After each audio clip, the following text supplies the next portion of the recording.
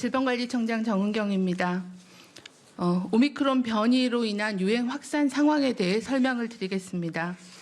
오미크론 변이는 국내 유입 이후 9주 만인 1월 3주에 검출률이 50.3%로 우세종화되었고 2월 1주 검출률은 92.1%로 빠르게 증가하였습니다. 유행 확산이 본격화되면서 1월 3주부터는 확진자 발생이 급증하는 양상을 보이고 있습니다. 오미크론 변이의 중증화율과 치명률은 델타 변이에 비해서 3분의 1에서 5분의 1 수준으로 평가되고 있습니다. 다만 오미크론의 경우에도 60세 이상에서의 발생이 위중증 사망에 영향을 주는 것으로 판단하고 있습니다. 그러나 전파력은 델타 변이에 비해 2배 이상 높고 가족 중에 2차 발병률도 델타 변이와 비교해서 매우 높은 것으로 나타나고 있습니다.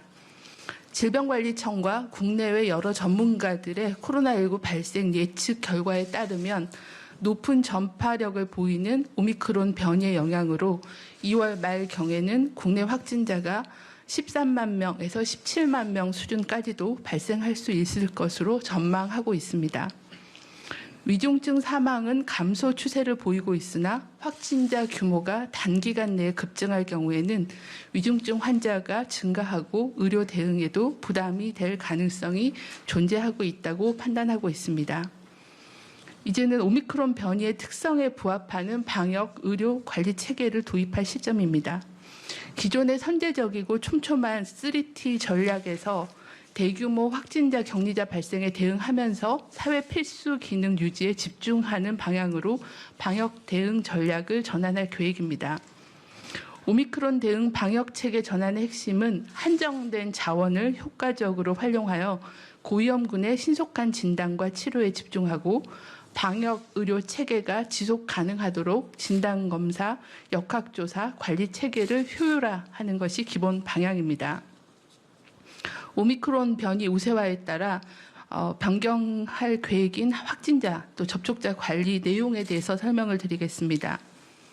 확진자 이외의 격리 대상자는 확진자와 동거하는 사람 중에서 예방접종 미완료자 중심으로 관리하며 예방접종 완료자는 별도 격리 없이 수동감시 대상이 됩니다. 또한 밀접 접촉자의 격리 기간은 확진자의 격리 해제 기준에 맞추어 7일로 일괄 조정하여 시행하도록 하겠습니다. 고위험군에 대한 보호가 중요한 시점이므로 핵심 항목 중심으로 기초조사 문항을 간소화하고 자기기입식 역학조사서를 적극 활용하여 보건소의 대응 속도를 높이도록 하겠습니다. 오미크론 변이는 델타보다 전파력이 높아 확진자 급증에 따른 어려움이 예상이 됩니다. 다만 중증도가 델타 변이에 비해서 낮아 그동안 정부가 확충해온 의료 대응 역량과 먹는 치료제 등의 대응 역량을 기반으로 위중증과 사망의 피해를 최소화하도록 하겠습니다. 오랜 시간의 노력으로 많이 힘드시겠지만 국민 여러분들께서도 정부의 방역 대응에 동참해 주실 것을 당부드리고 특히 3차 접종, 보건용 마스크, 대면 접촉의 최소화 등 오미크론 대응 행동 수칙을 지켜주실 것을 거듭 당부드립니다. 방역당국은 오미크론 대응 전략을 안정적으로 전환시키는 데 최선을 다하겠습니다. 예, 다음으로 권덕철 중앙재난안전대책본부 1차장이 오미크론 대응 방역 의료체계 개편 방안에 대해 설명드리겠습니다.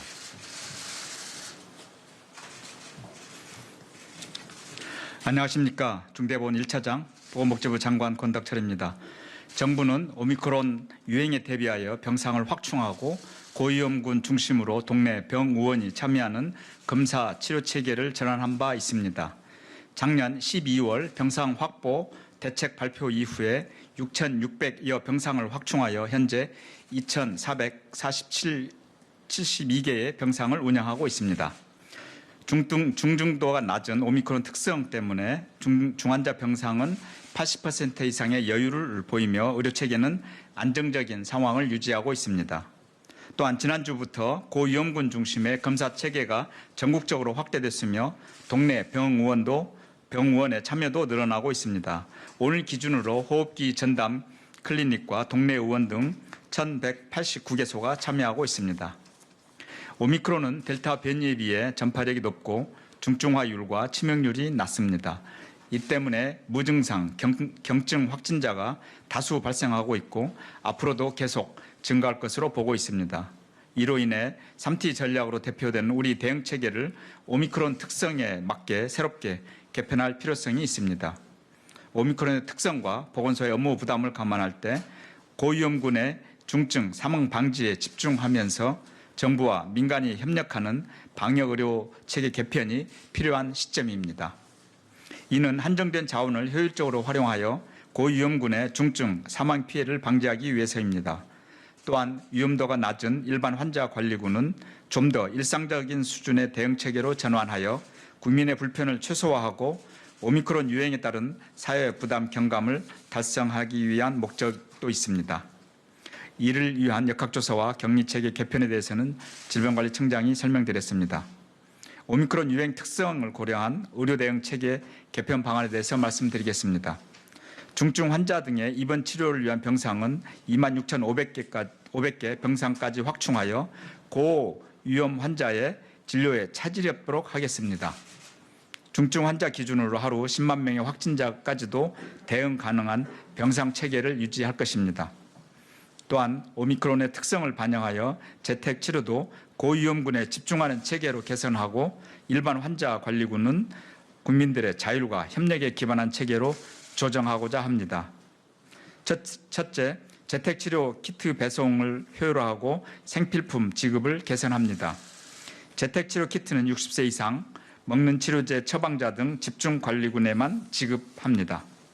소화용 키트는 많은 경우 가정에 상비되어 있어 부모님들께서 별도로 지자체에 요청하는 경우 받으실 수 있습니다. 또한 격리자 가정에 지원되던 생필품도 각 지자체에서 판단하여 지원을 중단하게 됩니다. 동거 가족의 생필품 구매 등 필수 외출을 허용하여 직접 구매할 수 있게 되었기 때문입니다. 이러한 업무에 투입되던 보건소 인력들이 다른 방역 업무를 수행할 수 있게 되어 확진자 급증에 대응할 수 있을 것으로 보입니다. 둘째, 재택 치료자의 모니터링도 집중관리군 중심으로 조정됩니다. 집중관리군은 현재와 같이 관리의료기관에서 하루 2회의 유선 모니터링을 실시합니다. 현재 532개 관리의료기관을 650개까지 늘리고 집중관리군 환자를 20만 명까지 감당 가능한 체계로 갖출 것입니다. 무증상 경증 환자인 일반 환자 관리군은 별도의 유선 모니터링은 하지 않고 필요한 경우 동네 병원의 비대면 진료나 재택관리 지원 상담센터에서 상담을 받도록 개편할 예정입니다. 대부분이 무증상이거나 의료적 관리가 필요가 없고 다수의 선행국가에서도 이러한 체계를 운영하는 점을 고려한 조정입니다. 비대면 진료를 통한 처방받는 의약품은 동거 가족을 통해 수령받거나 가족이 없으신 경우 보건소를 통해 받으실 수 있게 됩니다. 셋째, 외래진료센터와 응급 인프라를 확충합니다. 이를 통해 재택치료 확진자나 가족들이 코로나19나 비코로나나 진료가 필요한 경우 신속하게 대면 진료가 가능하게 할 것입니다. 외래진료센터는 현재 55개소에서 112개까지 2배 이상 확대하겠습니다. 이외에도 응급의료기관과 분만, 투석 등 특수질환을 진료할 수 있는 외래진료센터도 확충할 것입니다. 또한 재택치료자의 응급 상황에 대비해 코로나 전담 전용 병상을 지정하고 응급실 내에 격리된 별도의 진료구역을 만들겠습니다. 일반 환자 진료구역과 분리된 곳에서 진단검사와 응급처치 등 진료를 제공하게 됩니다. 지금까지 설명드린 개편 방안은 지자체와 의료 현장의 협조를 받아 신속하게 추진하겠습니다. 자세한 사항은 보도자료를 참고해 주시기 바랍니다. 이번 방역과 의료체계 개편은 한정된 자원의 선택과 집중을 통하여 고위험군의 중증과 사망을 방지하고 경증 환자의 급증에 대응하기 위해 꼭 필요한 조치임을 다시 한번 말씀드립니다. 국민 여러분의 이해와 협조를 부탁드립니다. 국민과 정부와 국민, 의료계 모두가 협력하여 한마음으로 대응한다면 이번 위기도 안전하게 극복할 수 있을 것이라 굳게 믿습니다. 정부는 모든 총력을 다해 방역과 의료체계 전환을 차질 없이 진행하여 이번 위기를 극복하고 일상 회복을 다시 시작할 수 있도록 최선을 다하겠습니다. 국민 여러분들께서도 3차 접종에 참여해 주시고 마스크 착용 등 개인 방역 수칙을 잘 지켜주시기를 부탁드립니다. 감사합니다.